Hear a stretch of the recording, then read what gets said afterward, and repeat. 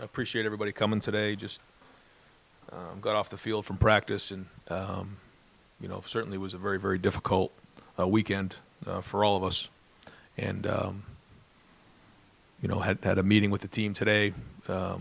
We talked about a lot of things, and there's a good group of our guys who played with Dwayne, and they're hurting.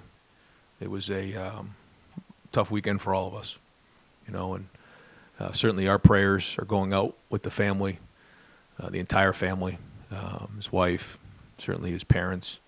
Dwayne and Tamara were awesome. His sister, Tamia, I know he and Dwayne were very, very close. He used to talk about her all the time, and certainly all his friends and teammates. And, it's hard to wrap your mind around something like this, especially when it just happened so tragically to a young person, especially somebody who had such a big heart.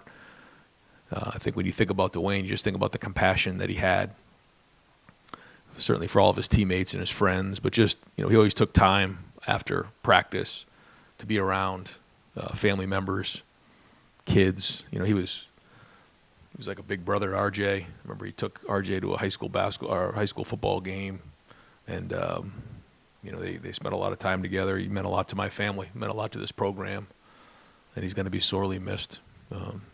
It's so close to Saturday morning right now. It's still hard to kind of get our feet underneath us and see clearly right now, but we all are hurting, and I know you guys are going to have some questions, but appreciate you guys coming out today.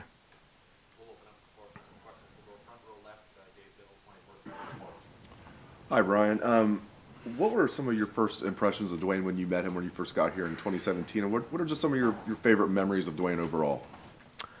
Yeah, I think the first thing was you just saw somebody who you just enjoyed to be around. Our guys really enjoyed being around him. He uplifted others. That smile that he had was just infectious. And he kind of had an old soul about him, somebody who was young and very, very talented on the field, just had a gift for throwing the football. But sometimes when you're talking to him, you thought like you were talking to a 45 or 50-year-old man, just the way he approached life in general. He was a man of faith, and he really had great integrity and values about him. Some of my favorite memories are probably just the day-to-day stuff that we have, that some of those are private. But on the field, my favorite game was the Maryland game. I thought that was the game where he really grew up. I think he had 3 rushing touchdowns in that game, and that was back in his home state, and he was not going to be denied that day. And he showed real toughness, which is something that I know he wanted to kind of prove to everybody that he was not just a throwing quarterback, because the quarterbacks we had previously with JT and Braxton, they were runners, and they could also throw the ball. But I think Dwayne saw himself as a passer who could also run the ball, and he was trying to show it that day. And that was a very, very, very difficult game, and he stepped up in a big way. And I'll remember that one probably the most. I would have bet money that you would have picked the game against your rivals that year, but I hear what you're saying. Just one more from me. Speaking of that 2018 season, you guys will always be intertwined, you and Dwayne, for revolutionizing the Ohio State offense. Him as the record-breaking quarterback, you as the offensive coordinator calling the shots, and as the head coach for 3 games that season. What are your thoughts about that? I don't know. I think that there's a lot of people that are involved, but certainly Dwayne really kickstarted, kind of the way that we've thrown the ball and the passing game here, and the story of how he was recruited and is quite interesting. And just the way that he was 11 years old walking through this facility and said that this is what I'm going to do, and then did it. I think that's the legacy that he's going to leave behind to so many other younger people across the country, not just in Buckeye Nation, is that you can set a dream and goal and go achieve it. And he did it, and then really broke a lot of records that year, that first year in 2018. And I think that's probably one of the biggest legacies he's going to leave behind, is just he set a dream and he chased it and he did it. And but I do think when you think about the passing game now and kind of where it's going and where it is, he's had a big part of that. Ryan, you mentioned, a lot of your guys hurt, and I mean, you've talked a lot about mental health. We were just talking about it a couple weeks ago. Just kind of how have you guys as a program kind of made sure that, those guys who didn't know Dwayne are dealing with it okay? Yeah, we just talked to them that there are, people here that can help, and those resources and assets are there for them. Biggest thing is to lean on each other, and that's when you're part of a family. That's what you do, and that's about all you can do. There's nothing you can do to make it better at this point. I will say thank you to so many people who have reached out in support. I just think that the outpouring of support nationally, opponents, rivals, has just been nothing but first class. And in moments like this, it's bigger than sports and bigger than football, and it means a lot to us to see those people reach out and to support. And have you guys decided if you're going to do anything on Saturday to honor Dwayne? We will. Yeah, we're still deciding on that. Front row right, Joey Kaufman, Columbus Dispatch. My question, guys. Oh, okay. We'll go front row right, Austin Ward, Lebanon Row. Right, maybe not just Saturday. I know it's only been 2 days, and you just talked with some of the guys. Like, what would you like to do to honor Dwayne beyond a spring game, or for the? I don't know. It's so early on. Like, what do you envision? What would the program like to do for him? Yeah. We're still trying to process all of that, and it's in today's day and age, things happen so fast. We're just trying to digest it all. I have a list of things that I've written down. Some probably, too big. Some maybe not big enough, and we'll just keep talking about it this week. And I don't think we'll decide this week. We're certainly going to do something on Saturday to recognize him in some sort of a tribute, which I think is very, very appropriate, especially with Buckeye Nation all being together. I heard an interview with him after the Big Ten championship game, and someone asking the questions, I forget who it was in the interview, was talking about all the records he broke and everything like that. The first thing he did was put the praise back on his teammates, God, but then quickly to Buckeye Nation. Buckeye Nation meant a lot to Dwayne, and I think having everybody there on Saturday is significant, and we'll make sure we do things the right way. And then moving forward, we just want to make sure we do it the right way and think it through. It's kind of crazy. On Wednesday, I believe, CJ referenced the way Dwayne had mentored quarterbacks, the way that Justin had tried to do that. I know that maybe CJ hadn't spent a ton of time with Dwayne, but this sort of legacy that you're talking about and the way he maybe altered that and the mentorship for those quarterbacks, you spend so much time with them. What made Dwayne special in that regard? I think he always felt like, I don't know how you guys felt, but I always felt like he felt like he was built for this. Like he always knew that this was going to happen to him, and he just walked with so much confidence that way. And I remember before, I think it was the second game, we were playing Rutgers, and it was raining sideways, and woke him up in the hotel room, and I said, Dwayne, I think it's going to rain today. He says, Coach, we got this. Don't worry about it. Didn't even think twice, and just walked right downstairs and got ready to go. He just had that way about him, and that gives you confidence as a coach. And being in those meetings every day with him and just seeing the work that he had put in, and then putting it on the field in that moment, I think you're right. I think it kind of catapulted the offense, the receivers, the passing game, just in general. And it's kind of hard to put to words what he meant when this has all happened so fast, but he had a major impact on this whole thing. Fourth row middle, Pat Murphy, 24/7 Sports. Ryan, you mentioned him kind of helping to revolutionize this offense. When you first get here, you first kind of see his arm, see what he can do. Obviously, you had JT, you guys are doing that type of stuff, but was what he was able to put on the field for you what you guys envisioned as, hey, we can change things, we can start to move in a different direction?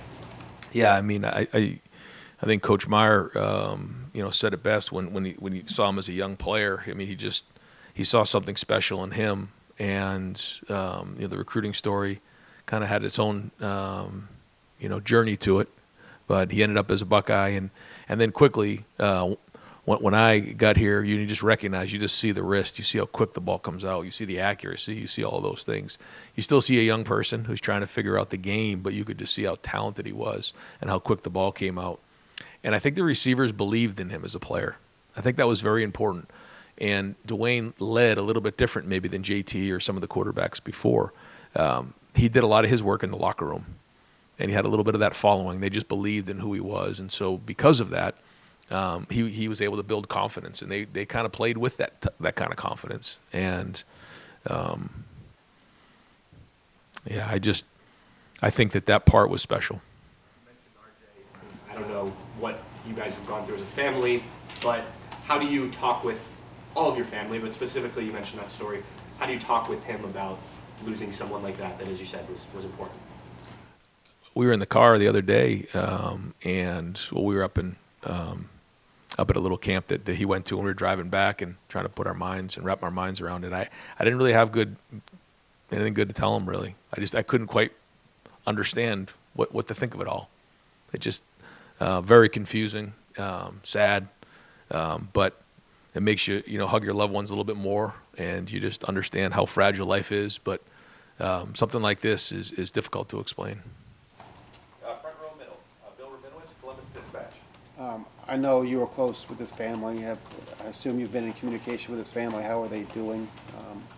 You can address anything with that. Yeah, so they, they've been, obviously they're crushed and staying pretty close to the vest right now. And so we're trying to respect that the best we can, and just know that we certainly, send as many messages as possible, just letting them know that we're here for them. But, what do you say in times like this, other than that we're here for you? And I think Dave mentioned earlier, you and Dwayne are so intertwined. If Dwayne doesn't have the year he had in 2018, do you think that you are here? Do you think this program is anywhere near what it is right now? No, probably not.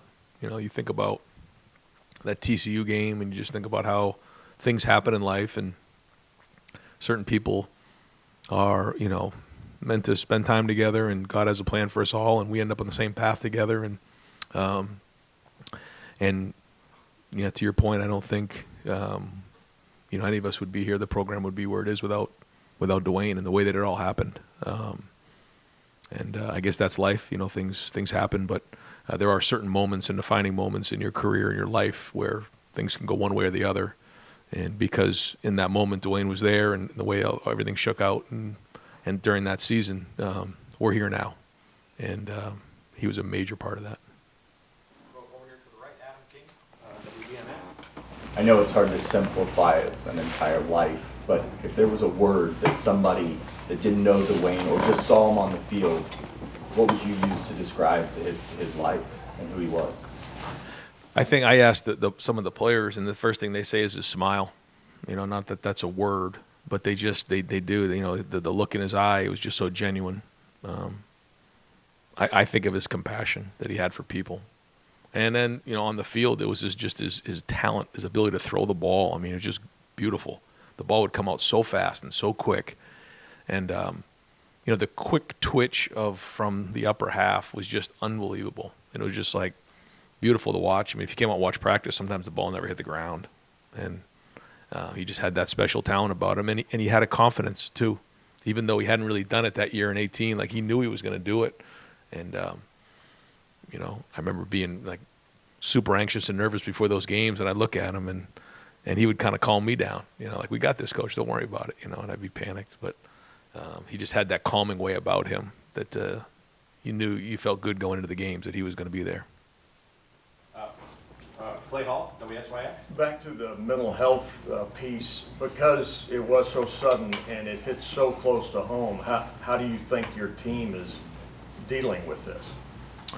Hard to say. Yeah, there's a good portion of the guys that didn't know him. Most of the staff in the Woody had a very close relationship with him, and there was still a group of seniors who did. They were teammates with him. So, and then other guys who maybe didn't play with him but had some sort of a relationship with him. So, it's kind of a mixed bag of emotions, I think. And so, we prayed on it this morning. Cam Babb, said a prayer, and we're going to lean on each other the best we can. There's no real blueprint for things like this. And you're expected to lead at a time like this. That has to be difficult, Yeah, to say the least. Yeah, I think that's why you put so much work in on a day-to-day basis to build the foundations of your program for when these thunderbolts hit you, that you have something to stand on and you have a foundation to work through and to lean on each other and some love within the program so that you can push through it, but it doesn't make it easy. Coach, you talk about, we all know life's not fair, and you talk about, how bad everyone's hurting. You've talked to the team. Just the kids that knew them, how are they acting, and do you see a rallying, I guess? I mean, sometimes. Yeah, I think that they're a little bit lost. You know, I think it's been a couple years since he's been with the program, but they also stayed in close touch with him. I know a lot of guys constantly were texting and communicating with him, and so they're hurting right now, and just like any of us. I mean, I'm I guess 44 years old now, and I don't know how to feel. I'm certainly, if you're 18, 19, 20 years old, you're just having a hard time with it all, and confusing. So again, what do you do in times like this? You just try to lean on each other the best you can. What you can't do is just try to do something or say something you think is going to make it all better. It's not going to happen. You have to go through the process. Does it surprise you at all, though, you look at social media, how many people's lives this kid touched? It's been unbelievable, I think, and that says so much about who he is. I mean, he left a legacy even at 24 years old, and I think that it says so much about who he was as a person because of that. I just think the outpouring of support shows what type of special person he was. A little third row right, Nathan Barrett, Cleveland.com. I know that when Justin was making his decision to come here, he reached out to Dwayne to talk.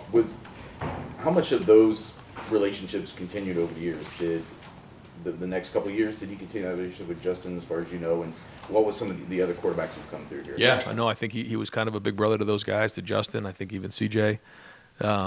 So, yeah, I mean, it's when you come through Ohio State and you play the position and you kind of walk in those shoes, only a few people quite understand what that's like. And so he did. He was a great resource for those guys, just like JT and Braxton and those guys and Cardell were big brothers to Dwayne. And I know he and Joe stayed in touch.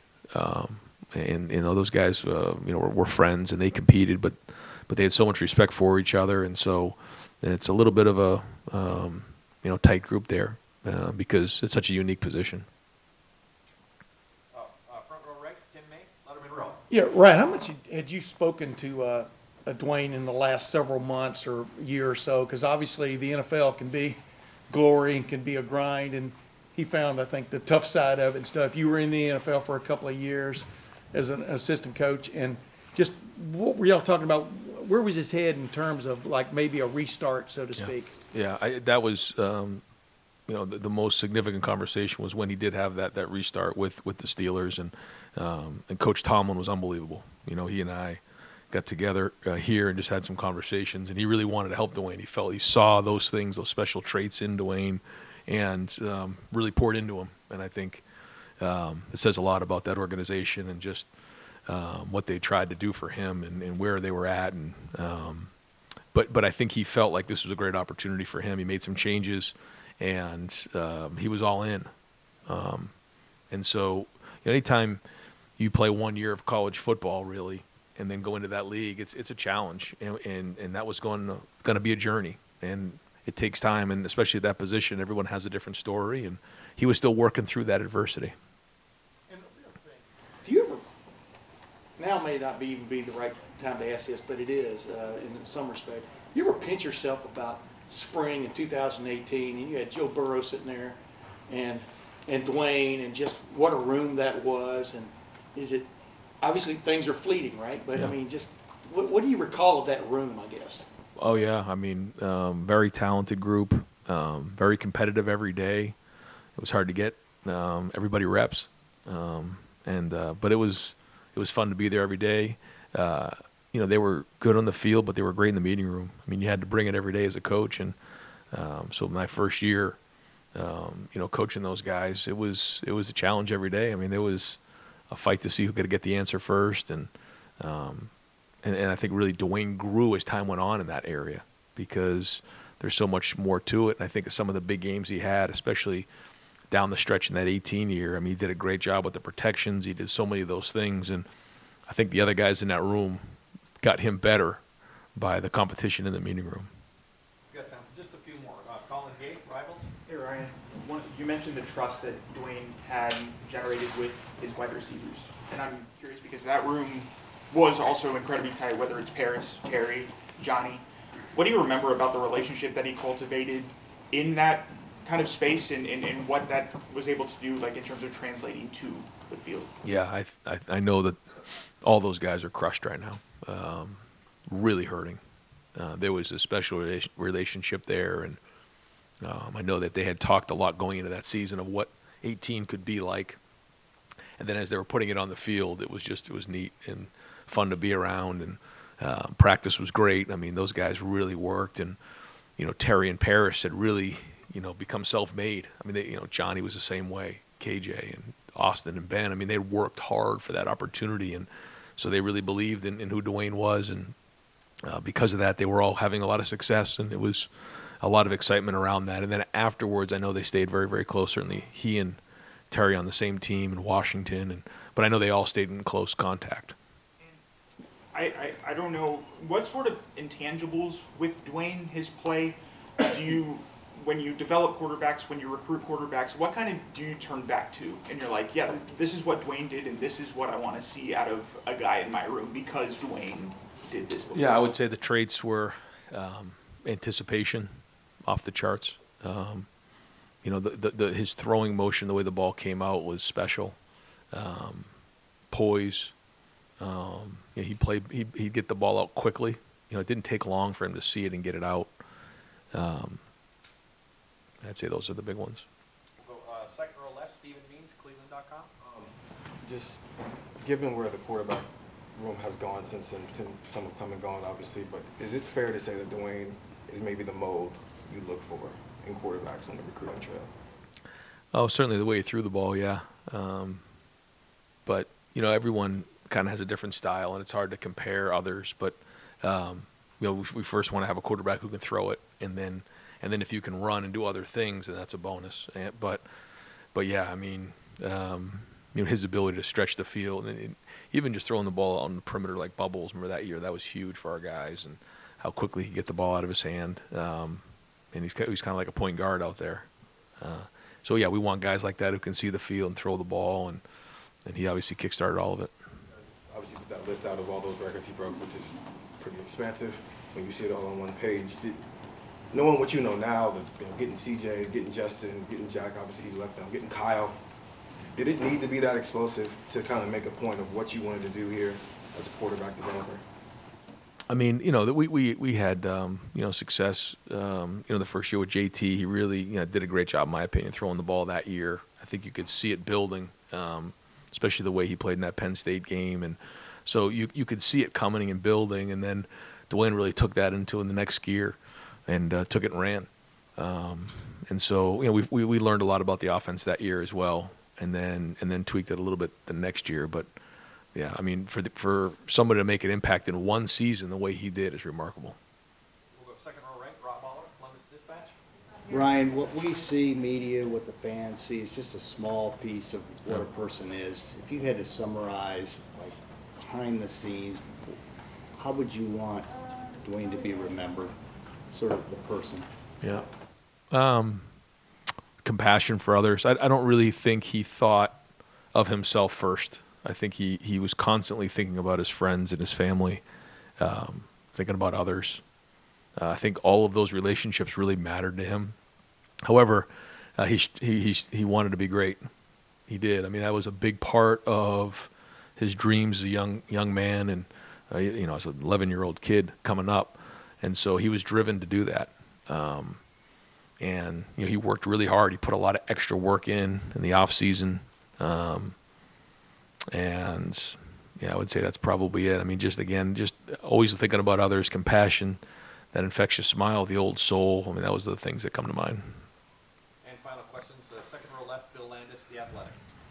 Ryan, I know the quarterback position is sort of just naturally kind of captivating by its nature, but the way Dwayne played the game, the joy that he seemed to play with, the smile you mentioned there, like, how do you think that resonated, particularly with the young players? I know you get campers in here in the summer, and I know I'm sure guys you recruit, mentioned Dwayne as well, but just how do you think he connected with people of that age group with the way that he played? I think he did. Yeah, I think he was able to take an environment where it's very stressful and make it fun.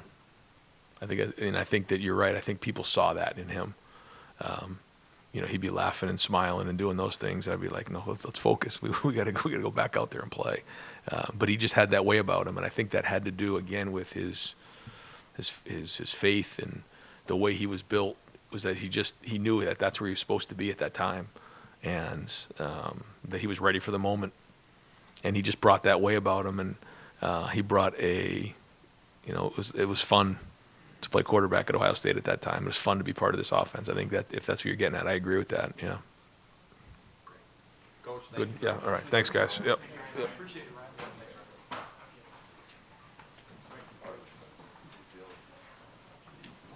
Hey, folks, we're gonna have some prospects coming in, so if we can get you all to work out in the